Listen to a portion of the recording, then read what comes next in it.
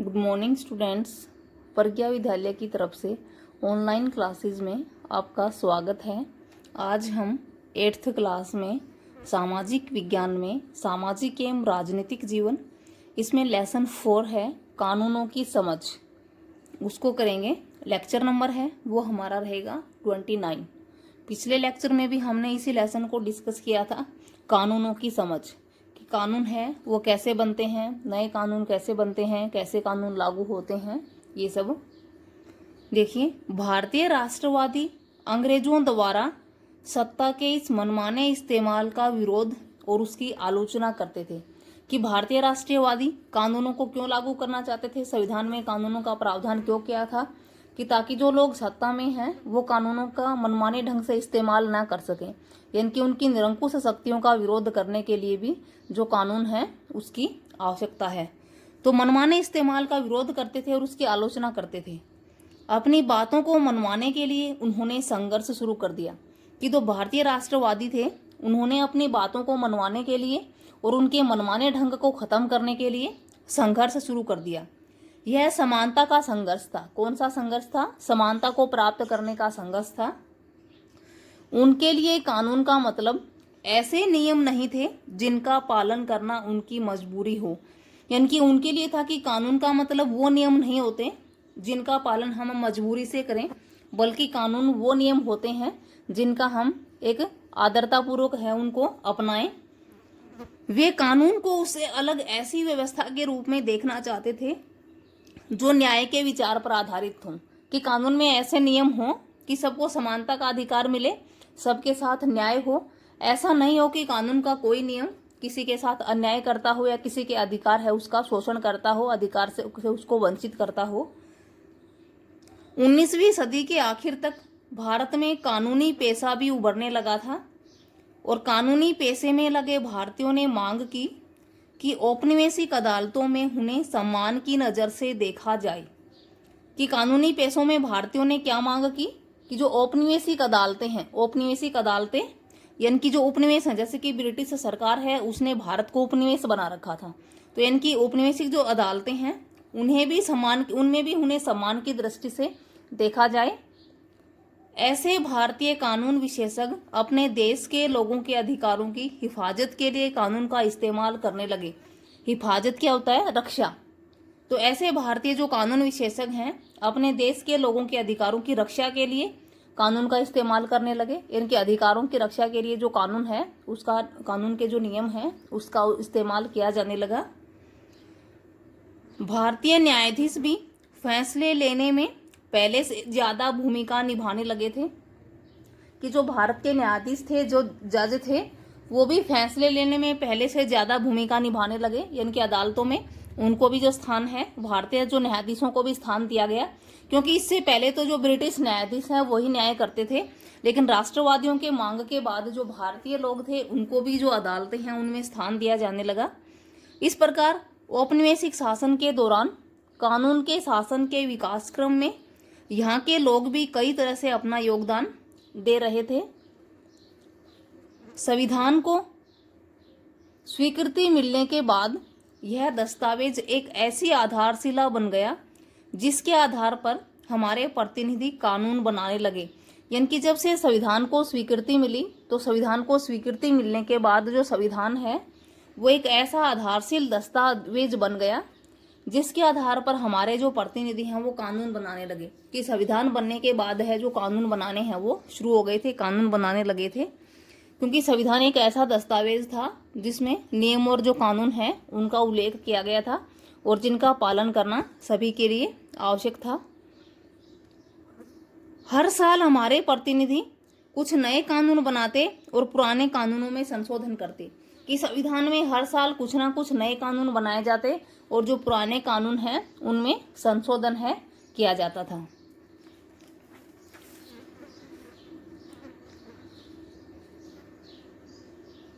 2005 के हिंदू उत्तराधिकार कानून के बारे में तो आपने पढ़ा ही होगा। इस नए कानून के मुताबिक बेटे, बेटियां और उनकी मां तीनों को परिवार की संपत्ति में बराबर का हिस्सा मिल सकता है। यानी कि 2005 में कानून पास हुआ था, हिंदू उत्तराधिकार कानून। ये हिंदू उत्तराधिकार कानून क्या था, कब पास हुआ था? 2005 में। तो ये हिंदू उत्तराधिकार कानून क्या था? इस कानून के अनुसार बेटे, बेटियां और उनकी माँ तीनों को परिवार की संपत्ति में बराबर का हिस्सा है वो मिल सकता है, कि बेटों को, बेटियों को और उनकी माँ को, तीनों को ही परिवार में संपत्ति में बराबर का हिस्सा मिल सकता है। ऐसा 2005 के हिंदू उत्तराधिकार कानून है, उसमें कहा गया है। इसी प्रकार प्रदूषण को नियंत्रित करने एवं रोजगार मुहैया करवाने के लिए भी नए कानून है वो बनाए गए हैं, क्योंकि नए नए कानून बनाए जाते हैं, पुराने कानून हैं उनमें संशोधन यानी कि थोड़ा बहुत फेरबदल है वो किया जाता है। उसके बाद है नए कानून किस तरह बनते हैं, कि जो ये कानून बनाए जाते हैं तो इनमें जो नए कानून बनाते हैं, कुछ संशोधन करते हैं, तो ये नए कानून किस तरह बनते हैं। कानून बनाने में संसद की एक अहम भूमिका होती है। किसकी अहम भूमिका होती है?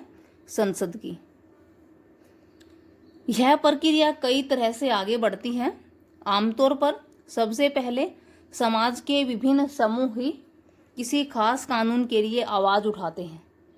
यह संसद की जिम्मेदारी है कि वह उन लोगों के सामने आ रही समस्याओं के प्रति संवेदनशील हो। आइए हम घरेलू हिंसा का सवाल किस तरह से संसद के सामने आया और घरेलू हिंसा पर कानून बनाने की प्रक्रिया है वो क्या थी, कि कानून बनाने में सबसे अहम महत्वपूर्ण भूमिका किसकी होती है? संसद की होती है।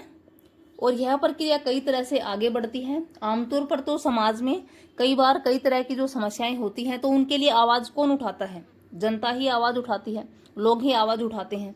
और संसद की जिम्मेदारी होती है कि जो भी समस्याएं हैं जिनके लिए आवाज उठाई गई है उनके प्रति संवेदनशील हो और कोई ना कोई जो कानून है उसके प्रति लागू करें।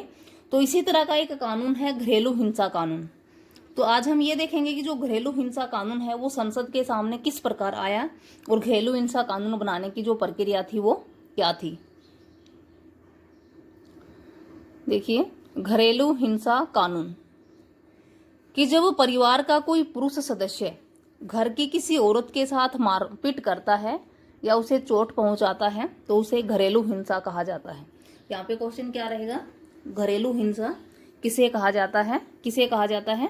जब परिवार का कोई पुरुष सदस्य, यानी कोई पुरुष परिवार का किसी औरत के साथ मारपीट करता है तो उसे चोट पहुंचाता है तो उसे क्या कहेंगे? घरेलू हिंसा। महिला संगठन कार्यालय में आकर महिलाओं ने शिकायत की कि उनके पति उनको पीटते हैं, कि महिला संगठन कार्यालय में कई महिलाओं ने आकर शिकायत की कि उनके पति उनको पीटते हैं, घर के लोग उनके साथ है बुरा व्यवहार करते हैं। वे पुलिस के पास जाना नहीं चाहती, परंतु यह चाहती हैं कि मारपीट बंद हो जाए। कि कई महिलाओं ने महिला संगठन कार्यालय में आके क्या कहा कि उनके पति उनको पीटते हैं, घर के सदस्य भी उनके साथ बुरा व्यवहार करते हैं, लेकिन वे पुलिस के पास नहीं जाना चाहती और वो ये चाहती हैं कि मारपीट भी बंद हो जाए और वे अपने घर में ही रह सकें। अतः उन्होंने एक नए कानून की मांग की। उनकी इस मांग से वकीलों, कानून के छात्रों और समाज वैज्ञानिकों के संगठनों ने चर्चा के बाद हिंसा विधेयक का मसौदा तैयार किया। कि उन्होंने एक नए कानून की मांग की, जो ये घरेलू हिंसा है इसके लिए भी एक नया कानून है वो होना चाहिए। तो उनकी इस मांग को देखते हुए जो वकील थे, कानून के जो छात्र थे, समाज के जो वैज्ञानिक थे, उन्होंने संगठनों में इनकी चर्चा की और उसके बाद एक विधेयक का जो मसौदा है वो तैयार किया गया। 2002 में यह विधेयक संसद में पेश किया गया। इनकी घरेलू हिंसा का जो कानून है, विधेयक है, वो कब पेश किया गया संसद में? 2002 में। किंतु सुनवाई नहीं हुई। संसद में पेश तो किया गया लेकिन कोई सुनवाई है वो नहीं हुई। दोबारा सम्मेलन बुलवाए गए, इनकी दोबारा से सभा बुलाई वकीलों, कानून के छात्रों, समाज वैज्ञानिकों, और कंप्यूटर पर ऑनलाइन याचिका है वो भी शुरू की गई।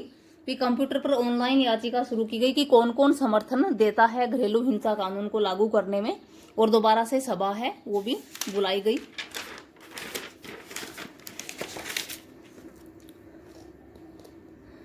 कई महिला संगठनों ने अपने अपने सुझाव समिति को सौंप दिए।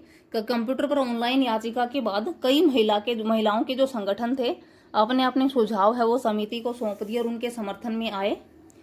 इस विधेयक को दोनों सदनों की मंजूरी मिल गई। अब दोबारा पेश करने के बाद और दोबारा से समर्थन के बाद इस विधेयक को दोनों सदन कौन से हैं? लोकसभा और राज्यसभा, दोनों सदनों की मंजूरी मिल गई। इसके बाद राष्ट्रपति की स्वीकृति के लिए इसको भेज दिया गया और इस प्रकार सन 2006 में घरेलू हिंसा सुरक्षा कानून है वो लागू हुआ।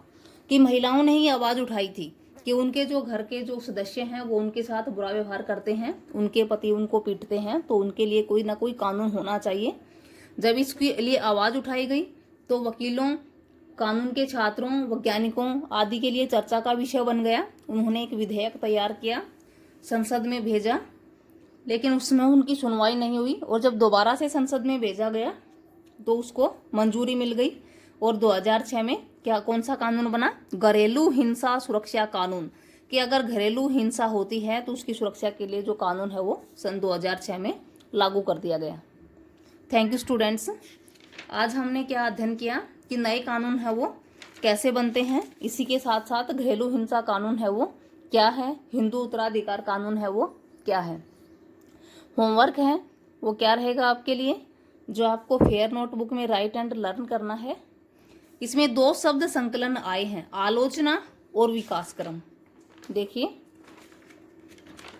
आलोचना कि मनमाने इस्तेमाल का विरोध और उसकी आलोचना करते थे, और उसके बाद है विकास क्रम कि कानून के शासन के विकास क्रम में। तो आलोचना और विकास क्रम 2 शब्द संकलन आए हैं। तो आलोचना हम किसे कहेंगे? किसी व्यक्ति या चीज में कमियां निकालना या उसे अस्वीकार कर देना। अगर हम किसी में कमियां निकालते हैं या उसको अस्वीकार कर देते हैं तो उसे क्या कहेंगे? आलोचना। विकास क्रम, सरल से जटिल रूप तक विकास की प्रक्रिया को विकास क्रम कहते हैं। कि पहले धीरे धीरे सरलता से और उसके बाद जटिलता से जो विकास होता है उसकी प्रक्रिया को क्या कहते हैं? विकास क्रम कहते हैं। उसके बाद है क्वेश्चन फर्स्ट, हिंदू उत्तराधिकार कानून 2005 की मुख्य बात क्या है? हिंदू उत्तराधिकार कानून 2005 की मुख्य बात क्या है? क्वेश्चन फर्स्ट है, इसका जो आंसर है वो यहाँ रहेगा। 2005 के हिंदू उत्तराधिकार कानून की मुख्य बात क्या है, यहाँ से करेंगे हम। इस नए कानून के मुताबिक बेटे, बेटियां और उनकी मां तीनों को परिवार की संपत्ति में बराबर का हिस्सा मिल सकता है। क्या आंसर रहेगा इसका? कि इस नए कानून के मुताबिक बेटे, बेटियां और उनकी मां तीनों को परिवार की संपत्ति में बराबर का हिस्सा है वो मिल सकता है। उसके बाद है नेक्स्ट क्वेश्चन, घरेलू हिंसा किसे कहते हैं? इसका आंसर है वो यहाँ रहेगा, किसे कहते हैं घरेलू हिंसा? जब परिवार का कोई पुरुष सदस्य घर की किसी औरत के साथ मारपीट करता है या उसे चोट पहुंचाता है तो उसे क्या कहेंगे?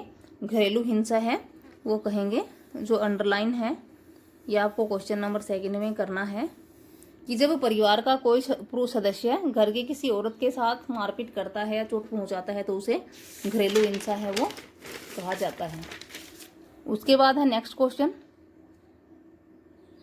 घरेलू हिंसा पर टिप्पणी कीजिए। घरेलू हिंसा कानून पर टिप्पणी कीजिए, अर्थात इसको हम ऐसे भी लिख सकते हैं, घरेलू हिंसा पर नया कानून किस तरह बना, महिला संगठनों ने इस प्रक्रिया में अलग अलग तरीके से क्या भूमिका निभाई, उसे अपने शब्दों में लिखे। घरेलू हिंसा कानून है उसके बारे में।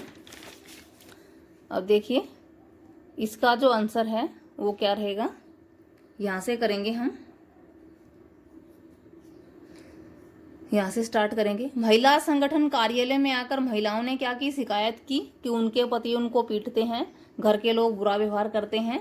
वे पुलिस के पास नहीं जाना चाहती, परंतु चाहती हैं कि मारपीट बंद हो जाए, वे अपने घर में ही रह सकें। अतः उन्होंने एक नए कानून की मांग की। उनकी इस मांग से वकीलों, कानून के छात्रों, समाज वैज्ञानिकों ने हिंसा विधेयक का मसौदा तैयार किया। 2002 में संसद में पेश किया।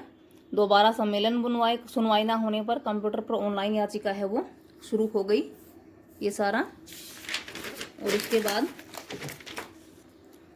कई महिला संगठनों ने अपने अपने सुझाव समिति को सौंप दिए। इस विधेयक को दोनों सदनों की मंजूरी मिल गई। इसके बाद राष्ट्रपति की स्वीकृति के लिए भेज दिया।